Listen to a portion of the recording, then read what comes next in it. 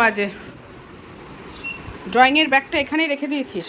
Good morning friends, নতুন একটা ভিডিওতে তোমাদের সবাইকে স্বাগত। আশা করি সবাই খুব ভালো আছো, আমরাও ভালো আছি। তো আজকে হচ্ছে সানডে, হ্যাপি সানডে।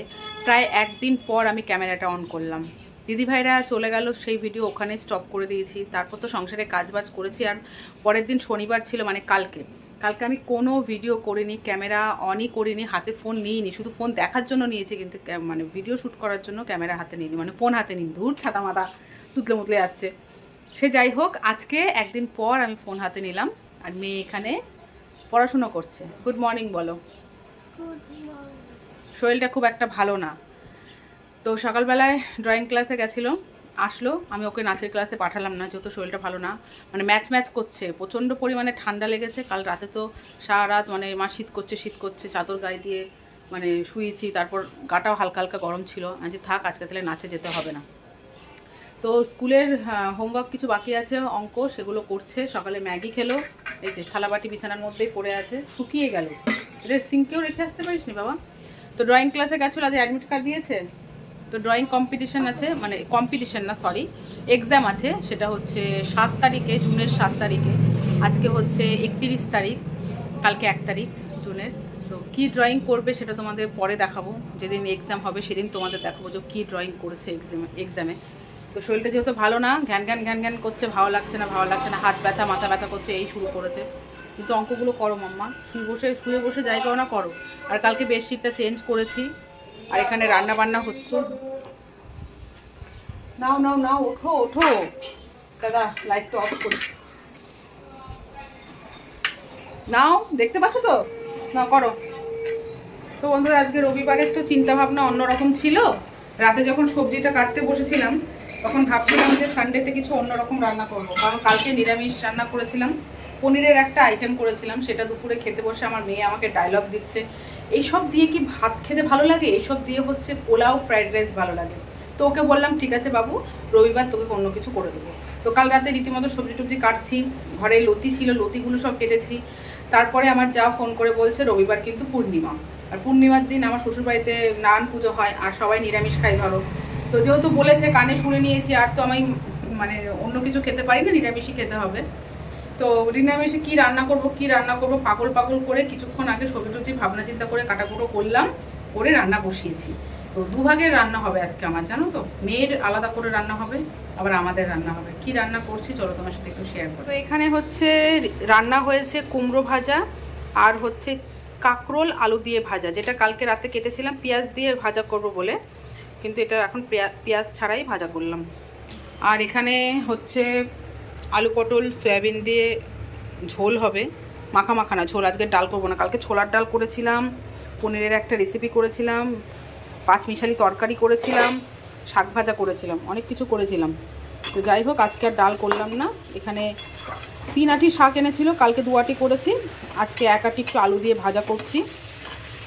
আর আমার হাজব্যান্ডের জন্য আর কিছু করব না, এতেই হয়ে যাবে। আর মেয়ের জন্য করব হচ্ছে একটুখানি ফ্রাইড রাইস, ও দুবেলার জন্যই করব।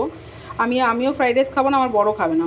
তো শুধু মেয়ের জন্য ফ্রাইড রাইস করবো, আর একটু পোস্ত পনির করব। ওকে বললাম কি খাবি, বললো মা যা খুশি। তারপর বললাম তাহলে সয়াবিনের ঝোল খাবি, তা বললো না আমি পনিরই খাবো। তো ওর জন্য একটু রাইস করব আর পনির কষা করবো, শুধু ওর জন্য, যাতে ও দুবেলা খেতে পারে, যেহেতু শরীরটা ভালো না, ঘ্যান করছে, গা হাত পা ব্যথা, মাথা ব্যথা এসব করছে। ঠিক আছে চলো বন্ধুরা, কাজবাজ কমপ্লিট করি, তারপর আবার তোমাদের সামনে আসছি। সেদিন সকালে লুচি ভাজা হয়েছিল, তার কিছুটা মানে ময়দা মাখা ছিল, ময়দার আটা দিয়ে তো লুচি করা হয়েছিল। তো ভেবেছিলাম যে পরের দিন মেয়েকে ভেজে দেবো, তো মেয়ে বললো আমি খাবো না। তো এখন ফ্রিজ খুলে দেখি, ভুলে গেছিলাম, এখন ফ্রিজ খুলে দেখি ময়দা মাখাটা আছে। কি করব, আজকে তো ধরো হাঁড়ি মাজা হয়নি, মেয়ে ম্যাগি খেলো, ভাতটা পরেই বসাবো, খিদেও পেয়েছে। আজকে জিম যাইনি এই কারণে। সানডেটা হলে না কেন যেন মনে হয় একটু ছুটি নেই, যদিও সোমবার জিম ছুটি থাকে, সানডেটা একটু আলস্য ধরে যায়। মেয়ের ধরো সকালে ওঠার ঝামেলা থাকে না, টিউশন থাকে না, এর জন্য নিজেরও আর ভালো লাগে না। তো দুটো একটু পরোটা ভেজে নিলাম, পরোটার শেপ দেখেছো কি সুন্দর, যেহেতু ফ্রিজ থেকে বের করেই সাথে আমি বেলা শুরু করেছি। এটা দেখো একদম মনে হচ্ছে যেন তন্দুরি হয়ে গেছে। তো দুটো পরোটা ভেজে ওই আলু আর কাঁকরোল ভাজা করেছি, ওটা দিয়ে একটু সেবা করি, তারপর বাদবাকি রান্নাগুলো করি। আলু পটল ভাজা বসিয়ে তারপর খাবো। আর এখানে রাইসের চাল আর ভাতের চাল বসিয়ে দিয়েছি, মানে সরি আজকে সব ভুলভাল বলছি আর তুতলিয়ে যাচ্ছি, মানে ভিজিয়ে রেখেছি। চলো পরোটা খেয়ে, চলো বন্ধুরা পরোটা খেয়ে নে। এখন বাজে 12টা 2। আমাদের রান্না কমপ্লিট। এবার মেয়ের আইটেমগুলো করব। এতক্ষণ ধরে হাঁড়ি বসিয়ে রেখেছি, আমি বলছি কী ব্যাপার জল কেন গরম হচ্ছে না, তাকে দেখি গ্যাসটাই অন করিনি, এখন আবার অন করলাম। মাথা সব খারাপ হয়ে গেছে। তো কালকে ছোলার ডাল করেছিলাম, সেই ছোলার ডাল একটুখানি আছে, ওটা একটু শুকাচ্ছি। আমার বাসি ডাল খেতে খুব ভালো লাগে।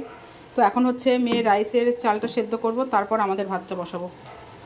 পনিরটা এখনও হয়নি। আর আমাদের রান্নাবান্না কমপ্লিট হয়ে গেছে। এই যে ভাজা, শাক ভাজা নিচে আছে, আর এখানে হচ্ছে আলু পটলের রসা। ভেবেছিলাম সয়াবিন দেবো, কিন্তু সয়াবিন দিলাম না। তেলটা কি একটু বেশি হয়ে গেছে, মনে হচ্ছে অনেকটাই বেশি হয়ে গেছে। আসল কথা কী বলো তো, আলু পটল ভেজেছিলাম যখন, তখন তেলটা দিয়েছিলাম, তো সেই তেলেই রান্না করে ফেলেছি বলে তেলটা একটু বেশি হয়েছে। আমি এত তেল খাই না, কিন্তু কী করবো, করে ফেলেছি, কিছু করার নেই। আর এখানে হচ্ছে মেয়ের জল গরম বসিয়েছি, যেহেতু গাটা একটু গরম গরম, ভাবলাম একটু গরম জল দিয়ে স্নান করো। তো এখন হচ্ছে পনির আর রাইসটা করলেই আমার মোটামুটি রান্নাবান্না কমপ্লিট হয়ে যাবে। স্নান টান হয়ে গেছে, ওর শরীরটা খুব একটা ভালো লাগছে না। তারপরেও ওকে একটু রিকোয়েস্ট করলাম, বাবু একটু পুজোটা দিয়ে দে, কারণ এখন ধরো একটু বসেই থাকবে। আমি বলছি বাবু একটু পুজোটা দিয়ে দে, ছোটো করে টিপ দেবে কিন্তু মাখনকে, ঠিক আছে? তো মেয়ে পুজো দিচ্ছে, আর এদিকে এই জাস্ট রান্নাবান্না শেষ হলো। মেয়ের পুজো দেওয়া হয়ে গেলে মেয়েকে একটা আম কেটে দেবো। এখন 1:10 বাজে। তো এই দেখো মেয়ের ফ্রাইড রাইসটা কমপ্লিট, প্রায় অনেকটাই রাইস হয়ে গেছে। তো এতটা রাইস মেয়ে খেতে পারবে না, দেখা যাক। আর হচ্ছে এর মধ্যে ক্যাপসিকাম, কাজু বাদাম, কিশমিশ কিছুই দিইনি, শুধু গাজর বিনস দিয়ে রাইস করে দিয়েছি, কারণ যেগুলো আমার মেয়ে খায় না, ফালতু ফেলে দেবে, এর জন্য আর করে দিইনি। আর এই যে পনির, পোস্ত পনির করেছি। এখন গ্যাস ট্যাসগুলো মোছামুছি করব, তারপর ঘর ঝাড় দিয়ে স্নান করতে যাব। ওকে চলো। তো বন্ধুরা প্রায় অনেকক্ষণ পর তোমাদের সামনে আসলাম। দুপুরে খাওয়া দাওয়া করে টানা ঘুম দিয়েছিলাম। আজকে মেয়ের সুইমিং ক্লাস ছিল, কিন্তু মেয়েকে সুইমিং ক্লাসে নিয়ে যায়নি। মেয়ের ঠান্ডা লেগেছে, ভাবলাম যে থাক, আজকে আর যেতে হবে না। দুপুরবেলা ওষুধ খাইছিলাম ঠান্ডা, রাতে আবার ওষুধ খাই দেবো। কালকে যদি একটু কমে তো কালকে আবার সুইমিং ক্লাসে নিয়ে যাবো। ভয় পেয়ে গেছি, ও তো আর বলতে হবে না, আমাকে দেখে আমার মেয়ে ভয় পেয়ে গেছে। আমি যে বাবু তুই আমাকে দেখে ভয় পাচ্ছিস, আমি কি এতটা খারাপ দেখতে? আমি যে এরকম করে মুখ ঘুরে দিয়ে ওমা চিৎকার করে কান্না করে ভয় পাচ্ছে। আমি যে ছিচি, হায় হায় ভগবান, এ কথা কাকে বলবো যে মাকে দেখে মেয়ে ভয় পেয়ে যাচ্ছে। সে যাই হোক। তো বন্ধুরা ব্যাপারটা হচ্ছে, আমি আর মেয়ে একটু বেরিয়েছিলাম, তো মেয়েকে আবার কম্পিউটার ক্লাসে ভর্তি করলাম। মেয়ে তো আগে কম্পিউটার শিখতো। তো সেখানে কি বলো তো, সেখানে আমরা এইভাবেই দিয়েছিলাম যে স্কুলের পড়া, এক্সামের যে সিলেবাসগুলো দেবে সেগুলো কমপ্লিট করাবে, প্লাস হচ্ছে প্রজেক্ট। কম্পিউটার ক্লাসে এগুলোই করায়, মেনলি হচ্ছে স্কুলের পড়াগুলো কমপ্লিট করিয়ে দেন। তো সেখানে বলেছিল যে হ্যাঁ করিয়ে দেবো। তো সেগুলো কিছুই করাতো না, রীতিমতো কম্পিউটার খুলে বসিয়ে রাখতো, কিছুই মেয়ে শিখতে পারতো না। মানে কম্পিউটার ওকে বলতো এটা কর এটা কর এটা কর, কিন্তু ক্লাসে পড়াগুলো করাতো না। যদিও বাড়িতে যে স্যার আসতো সেই স্যার একটু দেখাতো বলে ঠিকঠাক আছে, বাড়িতে কম্পিউটার ছিল একটু প্র্যাকটিস করতো, ওর বাবা একটু দেখিয়ে দিত।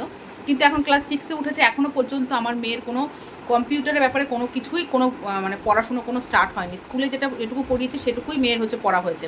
সিলেবাসে আছে কম্পিউটার, কিন্তু এখন তো মেয়ে কম্পিউটার শিখছে না, প্লাস যে দুটো স্যারের কাছে পড়ে সেই স্যারও, একটা স্যারও কম্পিউটার দেখাচ্ছে না।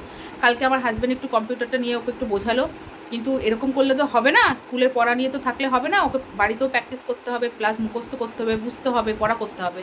তো তার জন্য ভাবলাম যে ঠিক আছে, এমন একটা জায়গা খোঁজ পেলাম যেখানে রূপার মেয়েটে সবাই শেখে। তো ওখানে নাকি রূপার সাথে কথা বলে শুনলাম যে ওখানে রীতিমতো স্কুলের পড়া মুখস্থ করিয়ে দেয়, স্কুলের প্রজেক্ট করিয়ে দেয়, এবং কি এক্সামের যে সিলেবাসগুলো থাকে সেগুলো রীতিমতো করে তৈরি করিয়ে দেয়। তো আমি এটাই খুঁজছিলাম, তো সেখানে মেয়েকে নিয়ে গেছিলাম। এই জাস্ট কিছুক্ষণ আগে আসলাম, এসে মেয়ে পড়তে বসেছে। এই যে স্কুলের অঙ্ক আর শেষ হচ্ছে না, 200টা অঙ্ক গো, মাথা খারাপ হয়ে যাচ্ছে। এদিকে আবার স্যারের পড়া, কালকে স্যারের পড়া মুখস্থ আছে। তো কী কী দিয়েছে মুখস্থ আছে? কালকে মন্ডে, কিছু নেয়নি মানে। আর এই যে দাঁড়াও, এই যে মেয়ের আবার কম্পিউটারে ভর্তি করলাম। তো শনি রবিবার দিইনি, শুক্রবারটা ঠিক হলো, কারণ শনি রবিবার মেয়ে সুইমিং থেকে, শুক্রবারটা সুইমিং ক্লাস যেহেতু বন্ধ থাকে, ছুটি থাকে, তাই ভাবলাম যে শুক্রবারই দিই। তো বৃহস্পতিবারই ইচ্ছে ছিল, শুক্রবার আবার মেয়ের গান থাকে, তো একটু চাপ হয়ে যাবে, কিন্তু বৃহস্পতিবারে ওনাদের আবার একটু মানে চাপ আছে, এর জন্য বলো শুক্রবারটা করতে। শুক্রবারটা 5টা থেকে 6:30 পর্যন্ত, কিন্তু এখন নয়, মেয়ের স্কুলটা ছুটি আছে, যখন স্কুল খুলবে তখন আবার বাড়ি আসতে আসতে 4:30 পৌনে 5টা বেজে যায়। তখন কি করবে, তখন বললো ঠিক আছে একটু দেরি হলে কোনো ব্যাপার না, ওদিকটা একটু দেরি করে ছুটি দেবে, এদিকে আবার মেয়ের গান আছে, সব কিছু ম্যানেজ করতে হবে, আর কিছুই না। তো মেয়েকে আবার কম্পিউটার ক্লাসে ভর্তি করলাম, যেটা খুবই দরকার ছিল। তো ওনারা বললো যে আমাদের এটাই হচ্ছে আমাদের টার্গেট, যে আমরা বাচ্চাদের পড়া মুখস্থ করিয়ে দিই, এবং কি এক্সামের সিলেবাসগুলোও আমরা কমপ্লিট করি, প্রজেক্ট করিয়ে দিই এবং কি পড়া দেয়, রীতিমতো পড়াও ধরে, যেটা আমি চাইছিলাম সেটাই। এখন দেখা যাক, এখানকার ফিসটা একটু কম, তো শুক্রবারে যাবে, শুক্রবারে হচ্ছে মেয়ের প্রথম ক্লাস স্টার্ট হবে, আজকে অ্যাডমিশন করিয়ে দিয়ে আসলাম। তো কিরে আবার তো কম্পিউটার ক্লাস শুরু। তো খাতা মাতা সব কিনেও নিয়ে আসলাম, আসার সময় 2টো করে খাতা পাঠাতে হবে বললো। যাবি তো? দে না কিছুই লেখিনি, শুধু ফ্রাইডে 5টার থেকে আর ফিস দিয়ে আসলাম। তো বন্ধুরা রাতের তো রান্না বান্না কিছু নেই, সবই আছে, মেয়ের রাইসও আছে। বাবা রাইস খাবি তো বাবা? দুকিয়া রাইস, পনির, আমাদের রসা টসা ভাতটা সবই আছে। তা রাতের রান্না নেই, মেয়ে এখানে পড়ছে, পড়াশুনো করুক। অনেক জামা কাপড় আছে, সেগুলো আমি এখন ভাঁজ করে গোছাবো। ঠিক আছে, তো চলো চেঞ্জ করবো, এখন চেঞ্জ করে তারপর কাজগুলো কমপ্লিট করি। কত হবে এরকম? আমার মেয়ে ছোটোবেলায় পারতো না। ছোটোবেলায় পারতোই না, কত চেষ্টা করেছি শেখানোর, এখন আবার পারে। কর শব্দ কর, আর হচ্ছে না এরকম।